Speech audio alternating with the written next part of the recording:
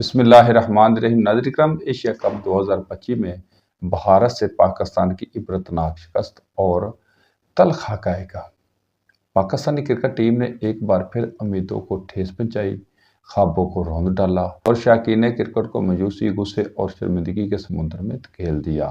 Asia cup 2025 کے final میں بھارت کے ہاتھوں ایک بار پھر شکست، وہ بھی کتنی مایوس کن انداز میں۔ جارحانہ انداز کے باوجود پوری ٹیم 20 اوور بھی نہ کھیل سکی، صرف 147 رنز کا ہدف دیا جو بھارت نے ہنستے کھیلتے حاصل کر لیا۔ یہ شکست کوئی اچانک واقعہ نہیں، یہ تو ایک سلسلہ ہے، ایک رجحان ہے جس کا آغاز اسی ٹورنامنٹ کے گروپ مرحلے میں ہوا جب پاکستان بھارت سے یکے بعد دیگرے 2 بار میچ ہارا۔ اب فائنل میں تیسری شکست نے یہ ثابت کر دیا ہے کہ ہماری ٹیم نہ صرف میدان میں ناقابل اعتبار ہے بلکہ ذہنی طور پر بھی کمزور ہو چکی ہے۔ یہ صرف ایک میچ کی بات نہیں، یہ ایک سوچ کی شکست ہے، ایک سسٹم کی ناکامی ہے۔ سب سے پہلے سوال اٹھتا ہے سلیکشن کمیٹی پر۔ آخر کن بنیادوں پر حارث جیسے ناقص فارم میں چلنے والے بیٹر کو اس اہم ایونٹ میں کھلایا گیا؟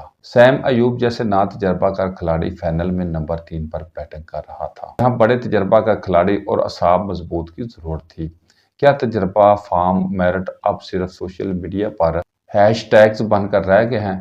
فہیم اشرف، حسن طلعت اور سلیمان آغا جیسے پلیئرز بار بار ناکام ہو چکے ہیں مگر پھر بھی ٹیم کا حصہ ہیں۔ کیا یہ کوئی فیملی فرینڈلی 11 ہے یا واقعی ایک قومی ٹیم؟ کیا عوام ان کی مایوس کن کارکردگی دیکھ کر تالیاں بجاتے رہیں گے؟ فائنل جیسے دباؤ والے میچ میں جہاں ایک ایک گیند پر مستقبل کا فیصلہ ہوتا ہے، پاکستانی بیٹرز نے ایسے شاٹس کھیلے جیسے کوئی پریکٹس سیشن ہو۔ صاحبزادہ فرحان نے شاندار اننگز کھیلی مگر ان کے بعد جو تماشا لگا وہ محض ناکامی نہیں بلکہ غفلت تھی۔ سلیمان علی آغا جیسے کپتان کا رویہ میچ کے بعد پریشان کن تھا، جنہوں نے کہا کوشش کی مگر قسمت نے ساتھ نہیں دیا۔ یہ جملہ اب پرانا ہو چکا ہے۔ کب تک ہم قسمت کو کوستے رہیں گے؟ کب تک پروفیشنلزم کے بجائے جذبات سے کھیلیں گے؟ دوسری طرف بھارتی کپتان سوریہ کمار یادو نے حکمت اور پلاننگ سے میچ جیتا۔ یہ شکست محض ایک میچ کا اختتام نہیں، یہ ہر اس شے کی توہین ہے جو امید اور جذبات لے کر پاکستان کا پرچم تھامے ٹی وی سکرین کے سامنے بیٹھا تھا۔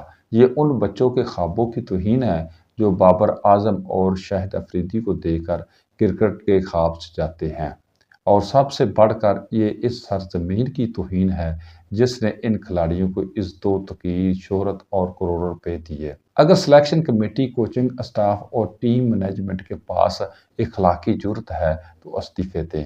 اگر پی سی بی کے بڑوں میں ذرا سا بھی درد ہے تو اب صفایا کریں۔ اگر کھلاڑیوں میں واقعی ملک سے محبت ہے تو خود ہی اپنا احتساب کریں، نہ کہ اشتہارات، انسٹاگرام اور سپانسرشپ میں مصروف رہیں۔ کرکٹ صرف ایک کھیل نہیں بلکہ پاکستان کی پہچان ہے، اس کی بے تقویری نہ کی جائے۔